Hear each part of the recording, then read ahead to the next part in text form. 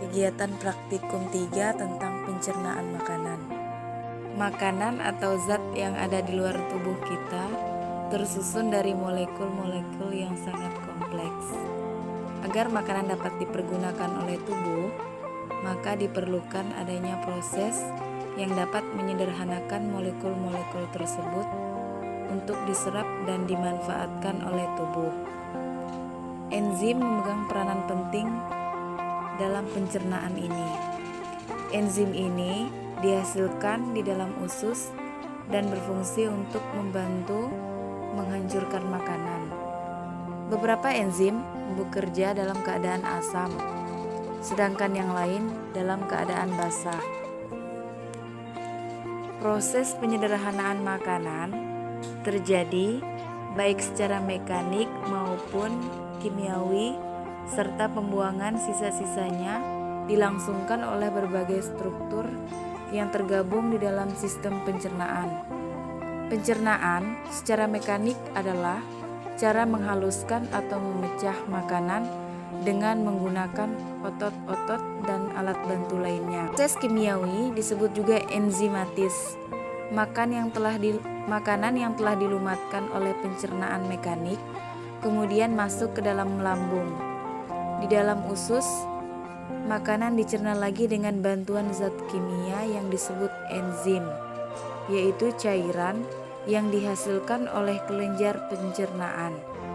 Zat ini berperan memecah makanan sehingga dihasilkan sari makanan. Selanjutnya, sari makanan yang telah siap diserap dan diedarkan ke seluruh tubuh. Proses pencernaan meliputi proses ingestie atau makan, absorpsi atau penyerapan, dan egesti atau defekasi atau pembuangan sisa-sisa makanan yang tidak tercerna yang terjadi dalam suatu sistem berbentuk pipa panjang mulai dari mulut sampai ke anus. Alat pencernaan terdiri dari mulut, eosofagus, lambung, usus halus, usus besar, rektum, anus, dan organ-organ lain yang berperan dalam proses pencernaan seperti hati, empedu, dan pankreas. Alur perjalanan makanan yang pertama yaitu mulut.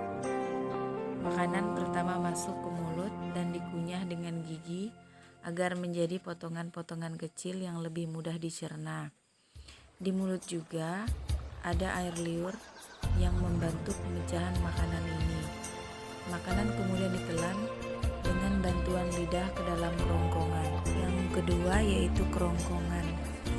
Di kerongkongan, makanan didorong ke bawah dan dicegah agar tidak keluar lagi. Yang ketiga yaitu lambung. Lambung adalah organ rongga atau wadah yang terletak di sebelah kiri perut. Lambung juga berfungsi untuk menyimpan makanan. Di sini ada enzim pencernaan yang berfungsi memecah makanan menjadi lebih kecil lagi. Setelah diproses, baru makanan dilepaskan ke usus halus. Yang keempat yaitu usus halus. Usus halus berfungsi menyerap sari-sari makanan. Usus halus juga memecah makanan sehingga menjadi lebih halus dengan bantuan enzim yang dilepas oleh pankreas dan empedu dari hati. Di bagian sepanjang 8,25 meter ini, proses pencernaan berlangsung paling lama. Yang kelima yaitu usus besar. Usus besar menghubungkan usus halus dengan anus. Usus ini bertugas untuk memproses limbah yang tersisa dari proses pencernaan.